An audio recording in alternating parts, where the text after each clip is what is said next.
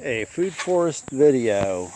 This is sort of a pre-wrap up. We're not quite wrapped up, but our big mulberry that is the female and produces tons and tons of fruit. We're starting to find fruit around the yard, not fruit, but mulberries around the yard, and we're going to be transplanting some up into the food forest this year. And we're very happy with what the mulberries did for us. My hazelnuts are looking good. I'm probably going to do some rearranging on these and transplanting a little bit. But I actually think I could have, the next time when I do a food forest next year, we may be talking about hazelnuts. And that would make me very happy because I like hazelnuts. And our chestnuts are also doing very well and getting ready to produce. We have rooted a number of chestnuts and hope to get some of them into the ground. I got one I know I'm going to be putting out this year. Just a matter of where I'm going to put him. And with a little bit of luck, I may put out more than just him. I may be putting out 5, 6, 8, 10 of them. So just different stuff. The autumn olives, they have disappointed me dramatically, and one or both of them are going down this year.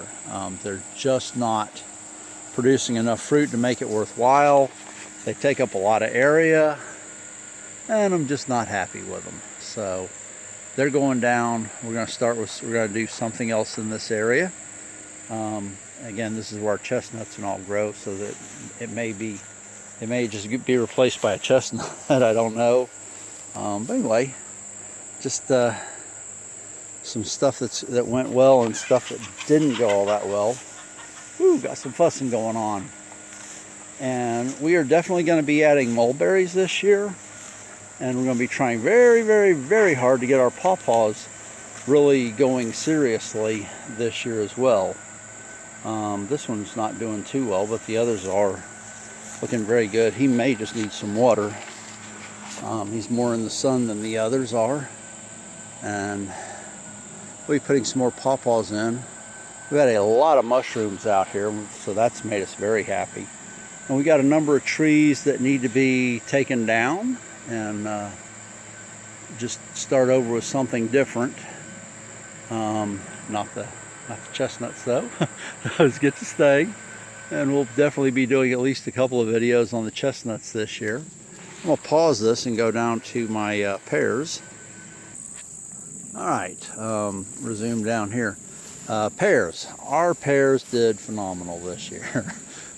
Between the ones up here and the ones down actually in our yard, we probably made something in the order of 82 to 86 5-gallon buckets of pears. Now, some of that was the fact that we didn't get up here and knock some of the fruit off because my work was so crazy. But the pears have done exceptionally well. If I can get another product growing out here that will do anything even remotely resembling it, I will be so happy. But the mulberries definitely produce a lot of fruit. Pretty good chance we're going to put the mulberries in with the pears and in with the apples, just to get the chickens up here in this area more. Figs. I almost got my figs the other day, and my chickens decided I didn't pick them. I had 2 that were just starting to ripen up. I thought I'd be home the next day, so I didn't pick them. And I didn't get home for 2 days, and my chickens picked them. So we're going to be doing some. This is a wild pear. He's going to get cut down, and I'm going to put something in here, probably pallets, and try to block him up better. I've done the burlap every year and never had much luck with it. But my fig's definitely getting going, and hopefully if I can get them to survive the year, I will have a ton of figs out here. And chickens love figs. I mean, they really do love figs. So the end of the year wrap up, we like an awful lot of what we got, and we're going to be adding more. And We got a couple apples up here. This one has produced a couple of apples in the past. We have the cedar apple rust, and this one is kind of susceptible to it. So he's not the happiest apple I've ever seen. This one put on probably 15 apples this year, which is the most apples I've ever had out of a single year. So I'm very happy about that, and I'm hoping that next year I can encourage him and to do even better.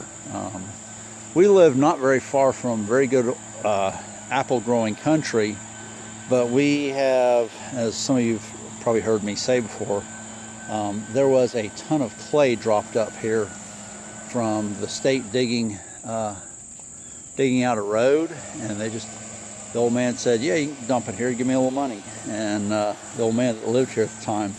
So anyway, this apple has produced a couple of apples over a couple of years. That one has also put out a couple of apples. If I can get the apples to start going anything even approaching the pears, I'll be super, super happy. And then we got the oaks, and the chickens will eat the acorns. They're not necessarily the greatest thing in the world for them. But anyway, just a quick walk around and kind of a wrap up. We're going to be adding more stuff to the food forest over the course of this fall and winter, and we'll probably video some of them and talk about some of them. I like to get my arbor up so that I can get the muscadines running across it, which would help my muscadines produce better. But as it is, they're producing a few already. And also, we got another tree down here that it was planted as a cherry, but the cherry died and the root, so the wild cherry came up, and it hasn't produced anything. My wife wouldn't let me cut it this year, but I think she's going to come out to sometime later this year and find that it's missing. So she says, so pretty when it blooms. Yeah, well, I got trees in the front that are for that, so you can look at them all day long. But this one's going down. Also, I got to tell my wife a little bit. I've been growing some daylilies in some pots, and they're doing very nicely. And I mentioned to her today that I was fixing to plant some of my daylilies up in the chicken pasture. And I was told under no circumstances was I planting those in my chicken pasture. I got a FedEx guy, or FedEx guy coming up. So my dog's gonna start barking like crazy, and they're all in here with me. So anyway, just some quick view around of what we got going on, and some of the things we're gonna be working on. Got a wild pear over on the other side that I'm gonna be pollacking. Yeah, can't get the word out. Anyway, where you cut it down and let it regrow, cut it down and let it regrow. So, all right, well, I'm gonna walk up there and see what he got for me. So I'm gonna let this go. Whoop. And the chickens re-leveled the stuff down in there. So anyway, I'm gonna let this go. They say, feed me, feed me. They got water, but all right. If you enjoy this sort of thing, I would ask you to subscribe, and I'll let this go for now. Bye.